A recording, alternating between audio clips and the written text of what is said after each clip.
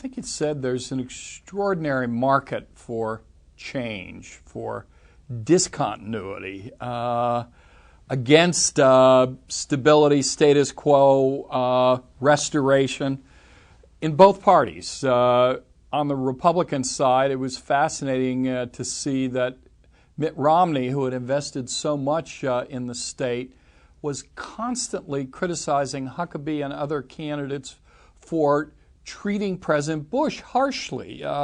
His whole campaign seemed to be an affirmation of the Bush presidency and a desire to return to Ronald Reagan and the conservative Republican coalition. That was rejected decisively. Huckabee was the critic and the advocate of change, and it came through loud and clear. Similarly, on the Democratic side, Barack Obama's whole theme was change. Mind you, this is not change defined in ideological terms. There's very little difference among the major Democratic candidates on any of the issues confronting the country. It had everything to do with style and approach. And in the end, two of the three major candidates, Obama and Edwards, were arguing for real change and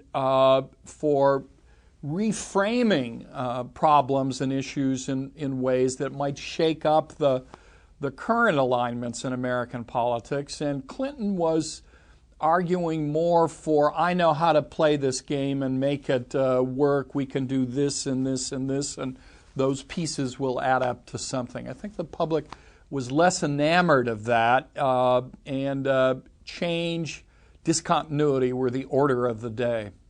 I don't see Obama as changing the substantive agenda of the Democrats or of liberalism, progressivism, say as Bill Clinton did, who really moved the party back to the center. With Obama, it's more stylistic, but that's important. It is a desire to, yes, advance a set of policies that would counter what has happened under conservative Republican rule, but to do it in a way that doesn't reinforce the ideological polarization of the parties.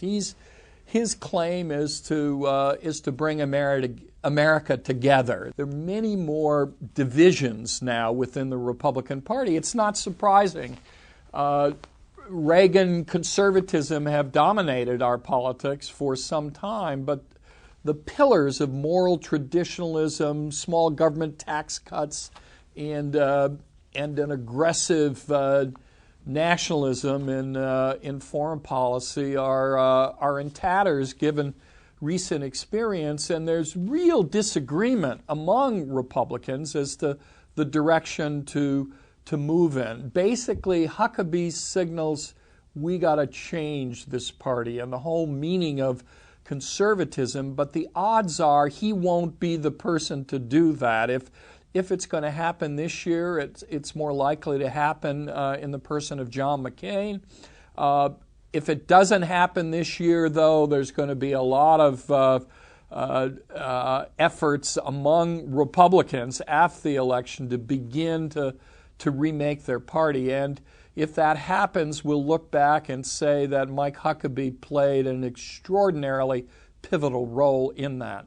So there was a mobilization of people in a way that on caucus night made those rooms so crowded they were violating fire codes. And in the end, I think in spite of the flaws of this kind of process, we actually got some genuine deliberation on these candidates. Money didn't buy the outcome. People thought long and hard about the particular characteristics of the candidates, the nature of the appeals they were making, and that provided them the opportunity to set the plate for what follows. And what follows immediately is New Hampshire, and once the results of that primary are in, we will know just how short or long